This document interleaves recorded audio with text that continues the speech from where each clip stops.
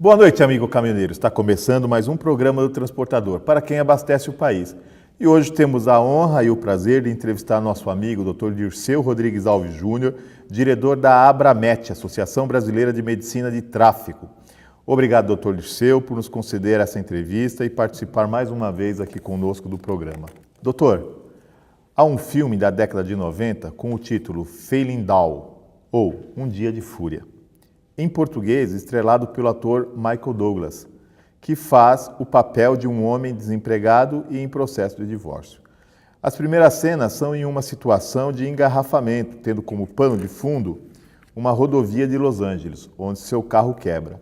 A partir daí, atitudes violentas causadas pelo estresse ocorrem em cadeia. Fiz essa referência para iniciarmos nossa conversa sobre cenários que vemos hoje e que acabam causando alguns problemas de saúde nos condutores de veículos, sobretudo aqueles que são profissionais. Minha primeira pergunta é: situações agoniantes no trânsito podem causar problemas de saúde?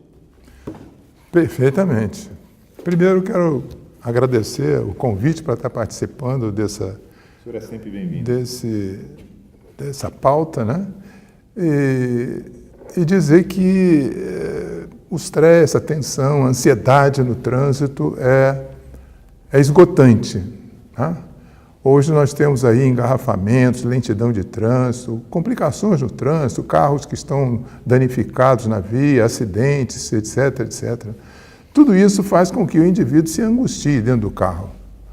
E essa angústia, logicamente, que essa angústia pode repercutir no seu organismo, ele somatizar esse quadro de tensão, de estresse, e aí aparecerem sintomas os mais variados, né? Dor de cabeça, dor no corpo, dor muscular, dor, mal-estar, desconforto digestivo, queimação no estômago. Uma série de sinais e sintomas poderão ser somatizados em função dessa tensão, dessa ansiedade.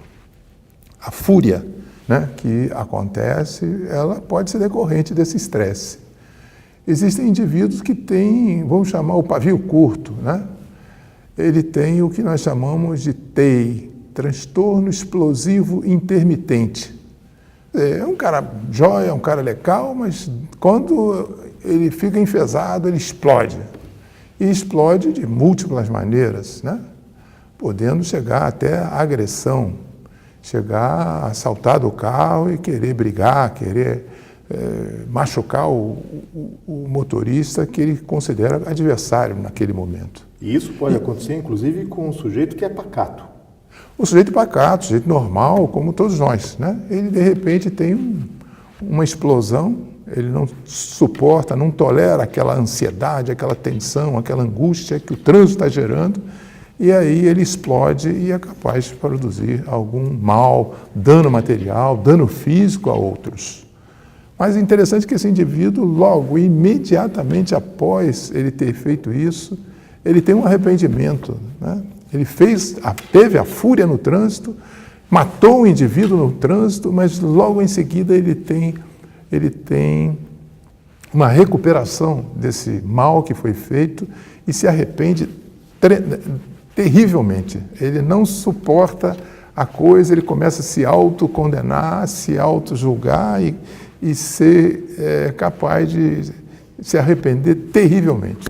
Doutor, a gente pode dizer que esse quadro de irritabilidade está relacionado ao fator da queda da serotonina, que são os neurotransmissores responsáveis por alguns comportamentos como humor, sono, ritmo cardíaco, funções intelectuais, entre outros? Sim, a serotonina é um elemento importante porque ele estimula, ele melhora o seu humor, melhora a qualidade da sua vida, ele melhora a sua sensibilidade para o riso, para a brincadeira, para a alegria, né? E realmente, no momento de estresse, de tensão, de ansiedade no trânsito, a tendência é nós temos um rebaixamento dessa serotonina. E, em função disso, está alterada toda a estrutura emocional da gente e mesmo a estrutura orgânica da gente. Então, é necessário que a gente busque, né, um relaxamento dentro desse veículo, dentro dessa cabine, né, com o intuito de melhorar a oxigenação, melhorar o batimento cardíaco com essa oxigenação, melhorar o rendimento dessa serotonina e, logicamente, conseguir ultrapassar aquela fase de ataque, né? Que a gente não está se adaptando àquela situação. O negócio está desorganizado, parado, não anda, trânsito difícil, agressões, um fecha, outro buzina, outro faz isso, faz aquilo, e a gente precisa contemporizar isso e impedir que isso tenha uma repercussão no nosso estado emocional. Agora, doutor, nós estamos falando de condições diárias que ocorrem no trânsito, sobretudo em cidades como São Paulo, Belo Horizonte, Rio de Janeiro, que são grandes cidades, né, cidades com uma densidade populacional bastante grande, onde o transporte público não resolve, não atende a população e a quantidade de veículos particulares é infinitamente maior. Agora, se a gente somar a essa situação aquela condição profissional que o caminhoneiro ou o motorista profissional, sobretudo o nosso amigo caminhoneiro, tem de entregar uma carga no prazo, né? Em condições já bastante adversas, isso pode ainda agravar essa situação? Não há dúvida, ele tem um compromisso com a empresa, ele tem que fazer a entrega daquela carga em determinado horário. Ele, logicamente, que vai se esgotar, né? Ele vai se autoagredir dentro dessa cabine e, logicamente, vai ter sinais, sintomas, vai ter desconforto, vai ter, se for o indivíduo portador do TEI, do transtorno explosivo intermitente, ele vai explodir, ele vai ficar, se ele é compulsivo, se ele é portador do transtorno obsessivo compulsivo, provavelmente ele não vai aturar isso, ele vai descer do caminhão, vai ficar irritado, vai discutir, vai brigar, vai criar situações adversas a ele mesmo. Então, nesse momento, a gente tem que mostrar que precisamos relaxar, precisamos aumentar o nosso nível de serotonina, precisamos melhorar o nosso humor.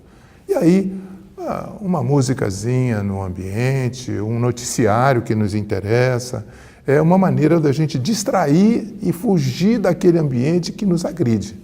E essa agressão, logicamente, diminuída, nós vamos ter uma sensação de bem-estar.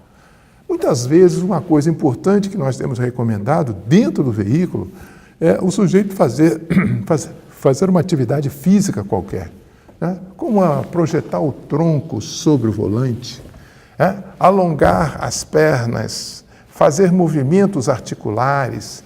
Essas atividades físicas, musculares, elas desenvolvem uma substância na corrente sanguínea da gente, que é a endorfina, que é um analgésico, que dá uma sensação de prazer, de bem-estar, de satisfação. Então, é o contrário, né, que nós temos que buscar. Se está ruim, vamos nos exercitar dentro do veículo, vamos nos esticar, vamos alongar, vamos fazer isso, vamos fazer aquilo, com o intuito de, com esses movimentos, liberar essa endorfina e ter a analgesia e, logicamente, a volta à normalidade orgânica. Doutor Dirceu, 1 minuto. Vamos para um comercial.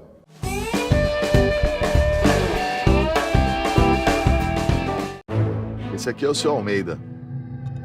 Cara, é gente boa pra caramba. Foi ele que fundou a firma, deu meu primeiro emprego. Eu devo a ele tudo que eu sou.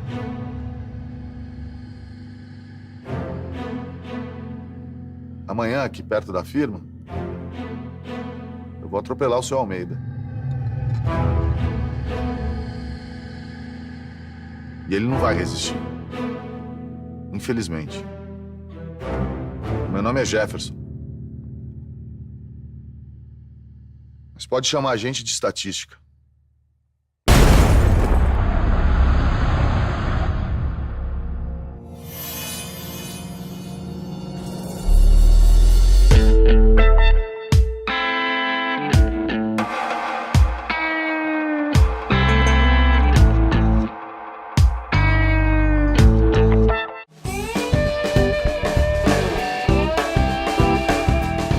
Voltamos com o programa do Transportador para quem abastece o país. Entrevistando hoje o Dr. Dirceu Rodrigues Alves Júnior, diretor da Associação Brasileira de Medicina de Tráfego, Abramet. Agora, doutor, ainda que tenha alguns subterfúgios, como o senhor está explicando agora para o amigo caminhoneiro, e é importante saber que você tem esse dispositivo, essa saída, né? Dentro da boleia do teu caminhão ali, enquanto o trânsito está parado, você poder puxar o freio ali e fazer alguns pequenos exercícios, coisas rápidas, de segundos até, doutor, que pode, então, liberar a endorfina e você ficar um pouco mais tranquilo, né? Agora, tem alguns caminhoneiros que, óbvio, motivado por isso também e por outras condições, acabam fazendo uso de entorpecentes, o que piora ainda mais a situação. Aí já é uma agressão, né? Ele já está sendo agredido pelo meio ambiente. E aí ele faz uma autoagressão com a droga, maconha, cocaína ou então rebite. Aí a coisa vai complicar, né? Porque ele perde a capacidade de autocrítica. Ele perde a noção ambiental, ele delira, ele tem uma pane, ele tem um sonho, né? Então, veja, ele está doutor, fugindo da realidade. Então veja que interessante.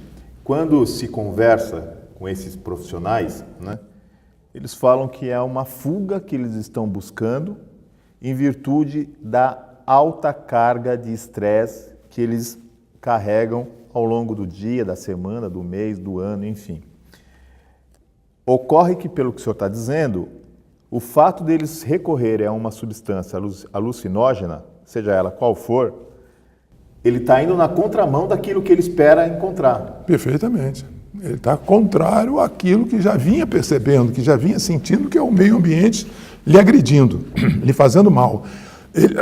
Ele não está conseguindo se adaptar àquela condição inusitada que apareceu. E aí ele vai reagir a isso. E reage tornando tensão, ansiedade, e a droga só vai trazer maior transtorno, porque vai alterar toda a estrutura orgânica, batimento cardíaco, a função, liberação de enzimas, liberação disso, daquilo, um monte de coisas vão acontecer e, principalmente, as ações no sistema nervoso central vão levá-lo a um delírio, ou seja, a um ambiente. Da realidade. Ele foge da realidade, ele desconhece o que está acontecendo. Ele passou a desconhecer tudo aquilo que estava lhe trazendo transtorno. Agora, doutor, e fazendo isso, né, ele tem, dentro disso, ele tem o delírio. E o delírio, ele está sonhando, ele não está vivendo a realidade no momento. E na direção veicular, o risco, o perigo é muito grande. Para ele, não só pelo distúrbio na comportamental, pelo distúrbio comportamental que ele vai apresentar, né, de ataque, de agressão, de tentativa de suicídio no meio dessa droga. Sim. É comum acontecer. Comum acontecer. Então, é um veneno que nós não recomendamos para ninguém. Agora, doutor, o que eu chamo a atenção e insisto nesse assunto é que, assim, talvez motivado pela falta de informação, né, ele tem à disposição dele, ali na boleia, um meio de alcançar o que de fato vai auxiliá-lo, são esses exercícios que o senhor estava citando no começo da nossa entrevista, né? Um alongamento, uma questão postural sobre o volante, exercícios que são feitos em lapsos de tempo e que ativa no corpo dele a endorfina, Perfeito. Que vai dar a ele aquilo que ele realmente busca. Exatamente. Que é a tranquilidade, a paz. E ao invés disso, alguns recorrem de forma errada a ambientes externos e acabam complicando a situação. Em virtude disso, doutor, há uns 2 anos, o governo, 1 ano e meio, 2 anos, o governo resolveu obrigar todos os motoristas profissionais no ato da renovação de sua CNH, como você sabe, amigo caminhoneiro, o exame toxicológico. O que o senhor acha dessa iniciativa adotada aí pelo Denatran e hoje já uma realidade, inclusive, inclusa nas leis, na lei do caminhoneiro e em outros tantos? Como que você vê essa situação? Nós vemos isso como um absurdo. Um absurdo, por quê? Porque não temos nenhuma prova científica que possa nos trazer a necessidade do exame toxicológico. Esse exame toxicológico temos visto aí absurdos em termos de laboratórios, uns fornecendo exames com um tempo de duração de 60 dias, outro com 90 dias. Parece que não está havendo nem fiscalização desses laboratórios. E o pior, o que nos revoltou muito foi, desde o início, a exteriorização do material pelo raspado de unha enviado para os Estados Unidos para ser avaliado nos Estados Unidos. Nós não temos ainda o equipamento. Nós não temos condições aqui, né? Até como coleta do material, a coleta é imperfeita. Nós precisamos de dar treinamento a uma pessoa para que ela possa colher o material devido, tanto pelo como raspado de unha. Eles precisam ter um treinamento, aprender como colher isso, e não como está sendo feito. Estão se raspando o cabelinho aí da perna, cabelinho raspado de unha mal feito, com micoses, com unha doente, né? Então, eu acho que nós precisamos de corrigir isso aí. Nós precisamos de tirar isso dessa rotina que o CONTRAN impôs. O exame toxicológico, para você ter uma ideia, nós nunca vamos examinar cabelo. O cabelo é o último elemento a se pensar em fazer um exame toxicológico.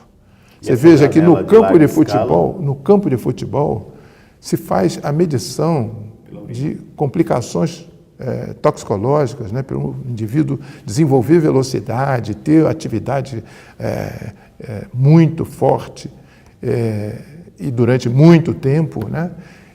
O exame é feito através da urina. É levado esse indivíduo a um banheiro, acompanhado de uma pessoa, de uma autoridade do laboratório, que colhe o material, fecha, lacra aquilo e aquilo vai para o laboratório para fazer o exame. É o único exame que a gente faz. É o primeiro exame. Exame da urina, exame da saliva, exame do cabelo é lá no fundo.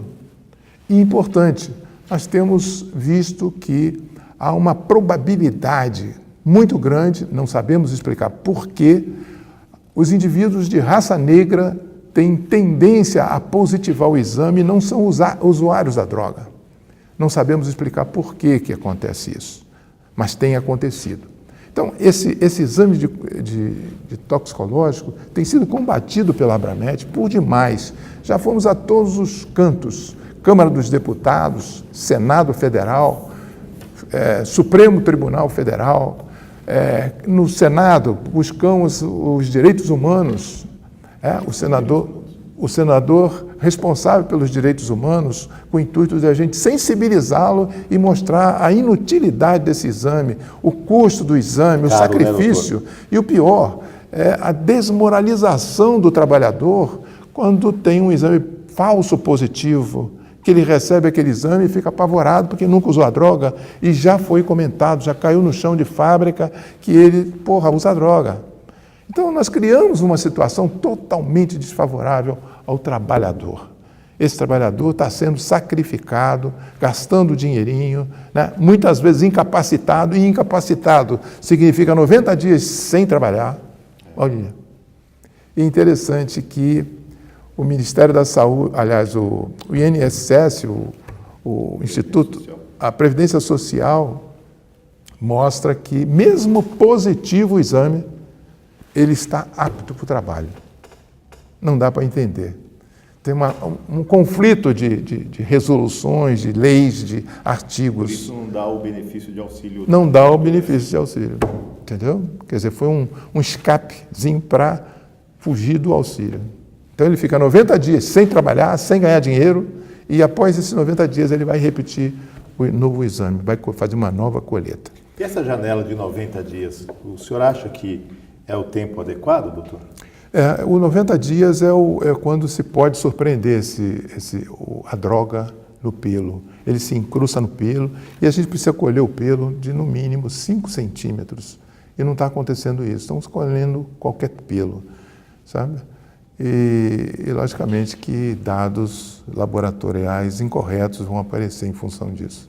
O material mal colhido, mal preparado para o exame. Doutor Dirceu, mais um minuto. Vamos para mais um comercial.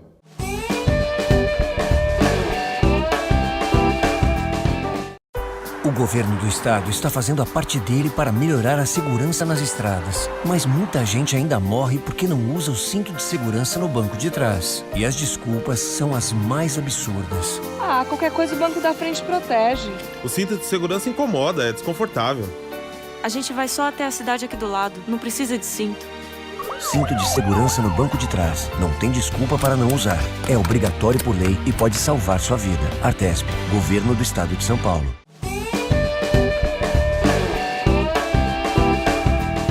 Voltamos com o programa do Transportador para quem abastece o país. Entrevistando hoje o Dr. Dirceu Rodrigues Alves Júnior, diretor da Associação Brasileira de Medicina de Tráfego, Abramet. Doutor, como uma pessoa ansiosa deve se preparar para conduzir um veículo? Olha, a ansiedade, dependendo da ansiedade, né, tem que pensar em fazer um tratamento, fazer uma terapia, procurar um psicólogo e fazer a terapia, fazer o tratamento.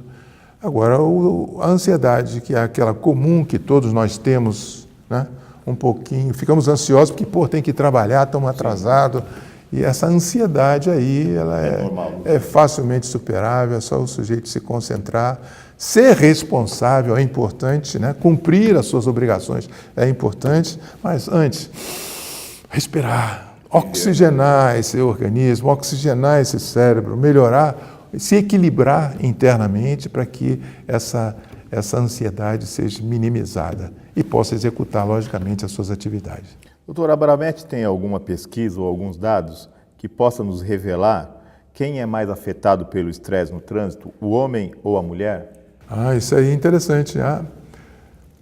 Você veja que o número de acidentes com mulheres são bem inferiores aos dos homens. Por quê? Que o seguro é mais barato. Para elas, o veículo é mais barato. É bem mais barato. A mulher, ela é capaz de... Ela é cautelosa, ela é cuidadosa, ela tem medo de danificar o carro, ela tem medo de causar um acidente, atropelar, bater, ferir alguém. Ela é muito cautelosa e essa cautela leva ela, muitas vezes, a se atrapalhar na rua e nós, homens, a julgarmos que ela atrapalha o trânsito. Na realidade, nós é que atrapalhamos. Ela é que está sendo cautelosa, está sendo zelosa. Nós atrapalhamos porque corremos, não temos, somos negligentes, fazemos coisas totalmente diferentes do que ela faz com essa cautela. O número de acidentes é bem menor, danos materiais é bem menor com a mulher, e daí, isso que você falou, o seguro para ela é bem mais barato que para o homem, né? O homem é agressivo no trânsito, ele não respeita muita coisa, ele desobedece, ele faz tudo que não deve fazer.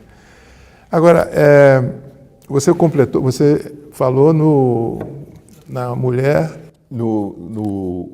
Quem é mais afetado, né, pelo estresse no trânsito, o homem ou a mulher?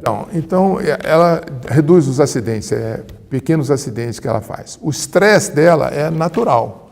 Todos nós temos que ter estresse. O estresse faz parte da nossa vida, certo? É o cuidado, é o zelo, é a liberação de adrenalina, noradrenalina, para você se defender em determinadas situações. Então, nós temos estresse. Você está estressado no momento, o companheiro está estressado, eu estou estressado. Então, todos nós estamos estressados em função do dia a dia da gente. Uns mais, outros menos. Doutor, né? Agora, no caso do Rodrigo, que é o nosso diretor aqui de imagem, ele está estressado porque ele tirou carta recentemente e quando eu toquei no assunto aqui, quem é mais estressado, o homem ou a mulher, a Beatriz, que é a nossa cinegrafista, já olhou para ele, começou a fazer umas caras e bocas. Eu estou aqui percebendo esse movimento dela. Então é óbvio que ele ficou estressado, mas é por conta disso, doutor. Certamente. Mas então, o estresse dela é mais intenso do que o homem.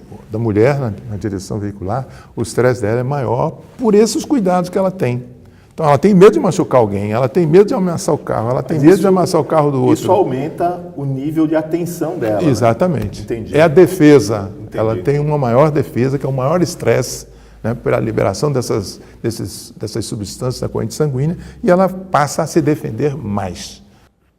Doutor, nessa questão de se precaver em relação à saúde, qual é a melhor postura que um motorista deve ter ao enfrentar engarrafamentos, trechos com obras em rodovia, tendo que entregar a mercadoria no prazo certo, entre outras ocorrências que ocorrem no dia a dia de um trânsito como a cidade de São Paulo e como as rodovias que cortam aí o estado de São Paulo, tanto as federais como as estaduais. Qual o comportamento ideal que o profissional do volante ou um motorista comum tem que ter diante dessas situações? Olha, todo trabalho a gente precisa ter um planejamento. Né? Nós precisamos planejar. Amanhã eu tenho que viajar para Belo Horizonte, eu tenho que planejar essa viagem. Por onde eu vou, por onde que eu vou gastar menos, por onde eu não tenho pedágio, por onde, não é?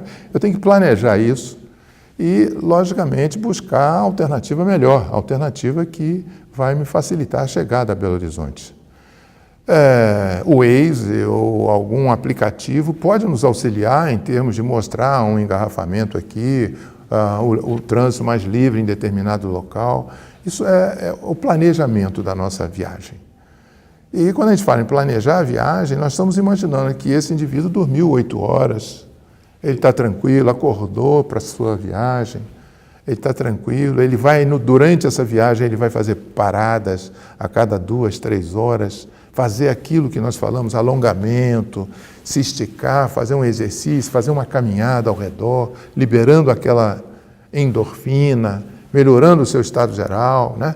Para que no final, quando ele chegar no seu destino, em Belo Horizonte, ele esteja tranquilo e não com dor aqui nas costas, dor aqui, dor no braço, sabe? Porque sempre acontece, pés inchados naqueles que têm mais idade ou que têm algum comprometimento varicoso. Então, tudo isso eu acho que é importante para que ele possa desenvolver essa atividade com engarrafamento, com estrada obstruída, com pedra que caiu na estrada. Eu acho que dessa maneira ele vai estar em equilíbrio para poder transitar e chegar ao seu destino sem problemas. Doutor, para encerrar a nossa entrevista de hoje, esse ano, a partir de março agora, a lei do caminhoneiro, que prevê a parada de 4 horas, de 4 em 4 horas, meia hora, vale para todas as estradas. Antes era só para as estradas federais, agora para as estradas federais e estaduais, no Brasil todo. Esse tempo de 4 horas, primeiro, é adequado? E segundo, se o caminhoneiro, nas primeiras 4 horas, parar, né, e fazer esses pequenos exercícios, né, resolve a situação para as próximas 2, 3 ou 4 horas? Nós temos que pensar o seguinte, eu tenho que entender que eu preciso trabalhar, mas eu tenho que, durante o meu trabalho, eu tenho que manter saudável. Sim. Eu não posso trabalhar, pegar o caminhão de manhã e soltar ele à noite, porque no final da jornada eu estou quebrado, eu não estou conseguindo fazer nada, não consigo nem dormir, apesar de cansado. Né? Então, a gente precisa entender que esse motorista ele precisa de 2 horas na atividade. Ninguém consegue ficar sentado num escritório 4 horas, 4 horas e meia sentado numa escrivaninha. Você precisa levantar, senão você vai fazer edema de membros inferiores, você vai ter um processo circulatório difícil, seus membros estão dobrados, né? Os movimentos que você está fazendo são repetitivos. Isso vai concorrer para que apareça aí uma doença osteoarticular, né? Uma doença do trabalho que ele está executando. Então, é necessário que a gente entenda que isso não é saudável. Né? Nós estamos sentados 4 horas e meia, fazendo movimentos repetitivos de corpo inteiro, pernas, braços, tronco, coluna lombar, que é o que sustenta esses movimentos todos que eu faço, tanto de membros superiores como de membros inferiores. Eu preciso entender que isso vai me causar danos. Então, eu preciso fazer pausas a cada 2 horas e não a 4 horas. E essas pausas, em local seguro, eu saltar do veículo, fazer uma caminhada, me encostar no veículo, me alongar, sabe, fazer exercícios ali com o intuito de eu mexer com a musculatura que eu não estava mexendo. Porque eu estou mexendo aqui, mas não estou mexendo com tudo, né?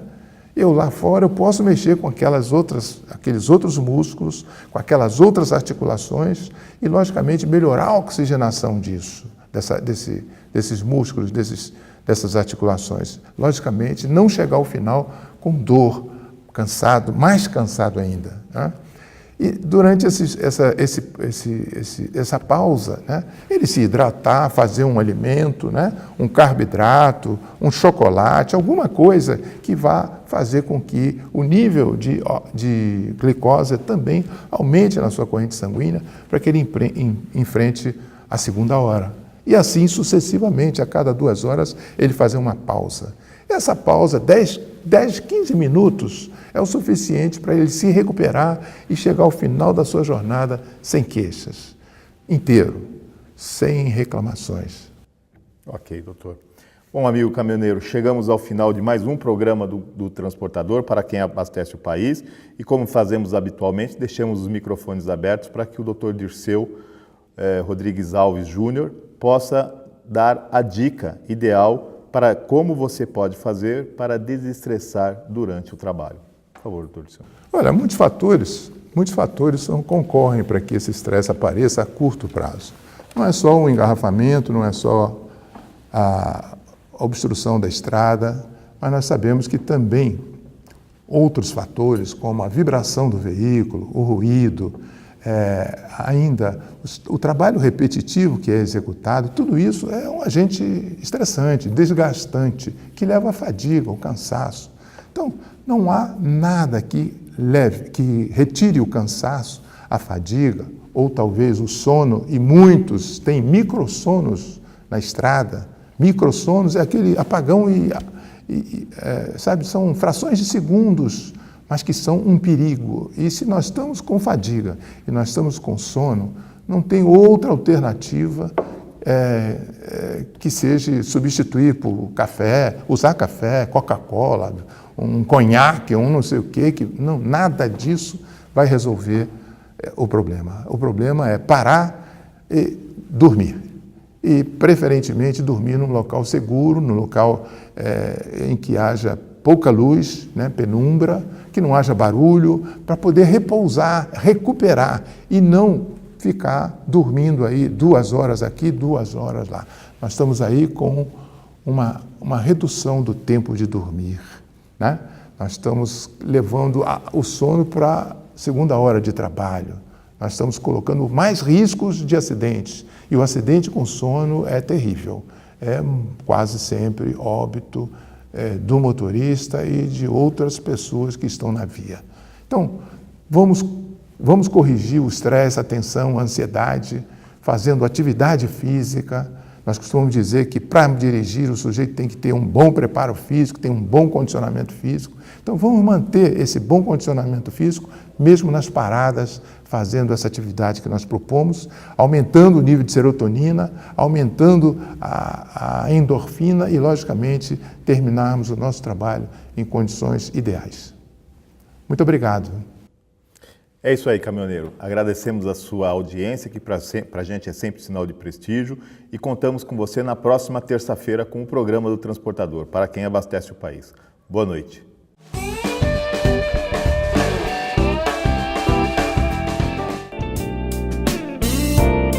O Recantangaturama é a colônia de férias do Sindicam SP, Sindicato dos Caminhoneiros, localizada em Santa Isabel, São Paulo. Com 27 alqueires de muito verde, o amigo caminhoneiro encontrará mais de 30 opções de lazer e divertimento. Um espaço ideal para um agradável fim de semana com a família. No Recantangaturama, você encontrará confortáveis acomodações e amplo restaurante. Entre as opções de lazer, destaque para as piscinas adulto e infantil, lago para pesca esportiva e passeio em pedalinho, campo de futebol gramado, pista para caminhada e um seguro playground para crianças de até 10 anos. No local, há ainda viveiros de pássaros, toca de coelhos e uma ampla área verde de mata nativa. O centro de convenções e o salão de shows acomodam confortavelmente cerca de 250 pessoas, ideal para convenções de empresas, eventos sociais e religiosos e festa de confraternização. Mais informações www.angaturama.com.br ou ligue 11 4656 2807.